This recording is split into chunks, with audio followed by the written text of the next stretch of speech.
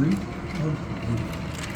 Thomas and Edward gave a splendid effort building the railroad, but they weren't suited for fast mainline services.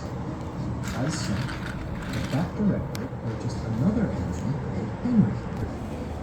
Although a good sort, he was prone to steaming troubles, which caused Henry's frustration. Due to a lack of funds, engines were loaned from other railways. One of these, known only as 87546, fancied himself the savior of the line, and never failed to make it known. "Fret no longer," he declared, dragging Henry and his train into the big station, "for I have restored order to our timetable once more." "Does he ever tire of all that hot air in his boiler?" Thomas remarked to Edward. "I say, you little one," the big engine beckoned to Thomas, "be a good lackey, take my coaches and the indisposed away. I must rest my thinking knees." Evidently not, murmured Edward. As Thomas bubbled up, Henry couldn't even read his gaze. "I'm sorry," he sighed. "He should be sorry," retorted Thomas. "One day, he'll get his." That night, Thomas retired to the shed. A vulgar discourse greeted him. "You know," 87546 said loudly to another loaned engine, "I do sympathize with the Fat Director. Wasted what little hard-earned money he had on a mite, an antique, and an invalid." He looked across to Henry, sleeping as workmen tried to mend him. "I'm the real bargain. The strength of 3 for the coal and water consumption of 1. Only a matter of time before he purchases me." The Fat Director," Edward interjected, "favors engines with good character. You leave much to be desired in that department." "And where has good character led you, replied 87546. "Certainly not the main line. Speed and strength are all that matters there. When I pull coaches, you merely see a streak of blue. Engines like you fade into the background. I'd like to see you do my work without falling to pieces." He turned back to the other end. "Now, a more pressing matter.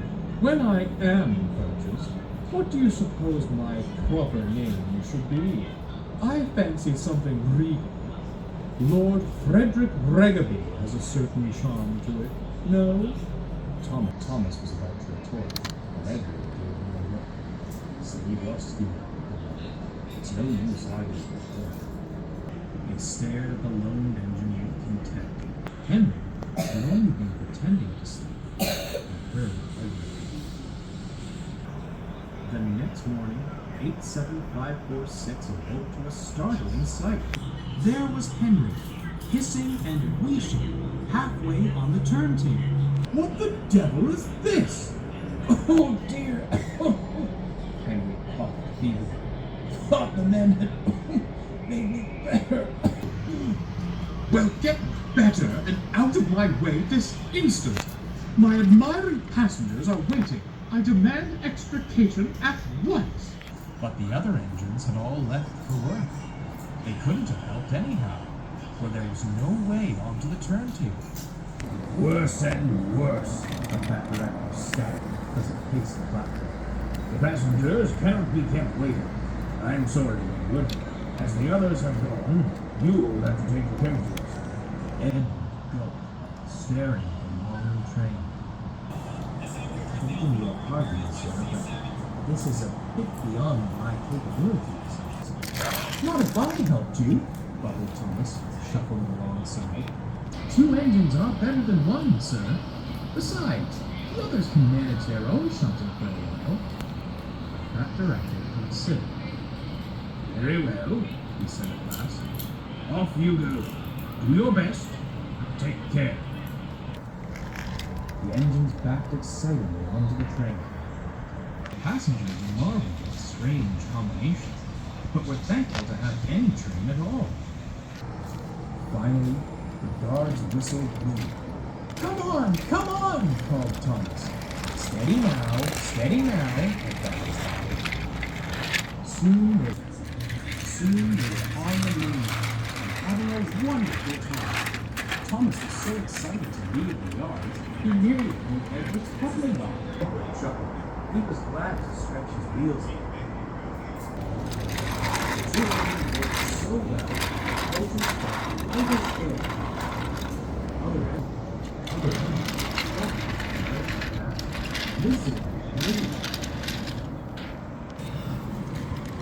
Later, they returned to the big station, exhausted but triumphant. Henry, 87546, stood at the platform. Well, smiled Henry. Our streak of blue has returned, and in one piece, no less. 7546 scowled as the happy passengers swarmed out of the coaches. What splendid little engines you are! Your director must be proud of you. He's very happy with his purchases, indeed, chuckled Thomas. No. Ha! Fumed 87546 as he puffed away. You were only allowed out of the yard because clanky old Edward couldn't manage alone. Enjoy your brief moments in the limelight. It's already faded. If I didn't know any better, smirked Thomas, I'd say he didn't like shunting his own train. He chortled off to the water plant, but Edward stayed behind. Are you all right, Henry? What on earth happened this morning? Oh, the usual steam troubles. You know how it is. Miraculously, do you? The problems seem to vanish after you've gone. After you've gone. You did it, Edward. Now, Edward, Henry grinned. Do you really think I'd do such a thing? And without another word,